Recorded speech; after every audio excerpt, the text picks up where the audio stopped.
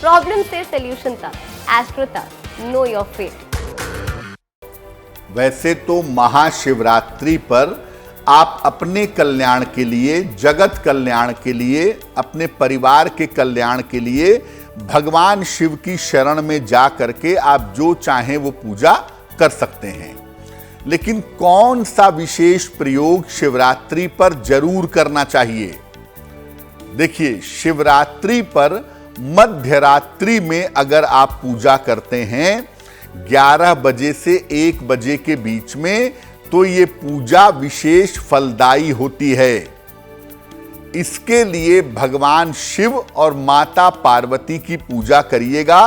शिवरात्रि की मध्य रात्रि को उनके सामने घी का एक दीपक जलाइएगा और इसके बाद उन्हें पुष्प अर्पित करिए, फूल अर्पित करिए और भोग लगाइए मिठाई का, फलों का।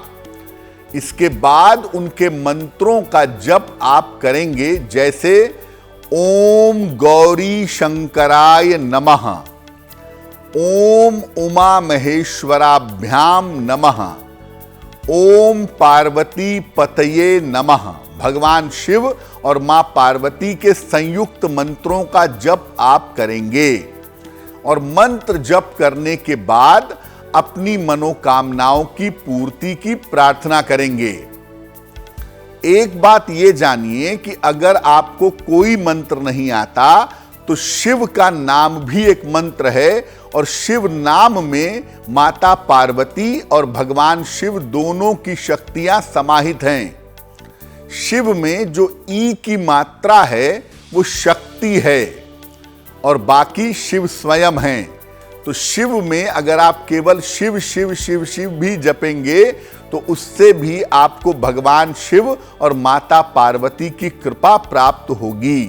तो लंबे चौड़े मंत्र नहीं कर पाते तो भी चिंता की बात नहीं है, आप केवल शिव नाम का जप करिएगा। शिवरात्रि की मध्य रात्रि को आपको निश्चित रूप से लाभ होगा।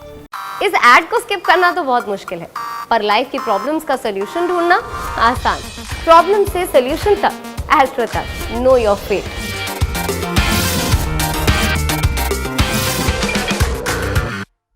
वैसे तो महाशिवरात्रि एक बहुत ही पवित्र दिन है।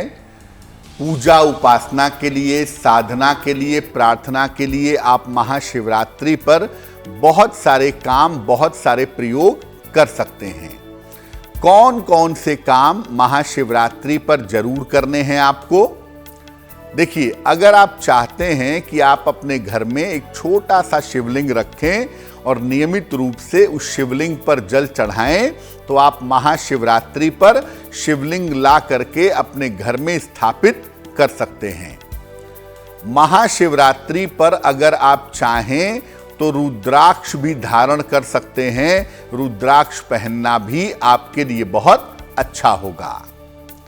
महाशिवरात्रि पर भगवान शिव का श्रृंगार करना या करवाना भी बहुत उत्तम होता है। ऐसा माना जाता है कि अगर आप महाशिवरात्रि पर भगवान शिव का श्रृंगार करते हैं या भगवान शिव का श्रृंगार करवाते हैं तो आप अपनी कोई भी मनोकामना पूरी कर सकते हैं। महाशिवरात्रि पर रात की जो पूजा है वो विशेष फलदायी होती है। इसीलिए आप दिन में पूजा करिए, सुबह करिए, दोपहर करिए, शाम को करिए, लेकिन मध्य रात्रि में जग करके ज्यादा कुछ नहीं कर सकते तो केवल नमः शिवाय का जप कर लीजिए, शिव नाम का जप कर लीजिए। इतना करना भी आपके लिए बहुत अच्छा होगा।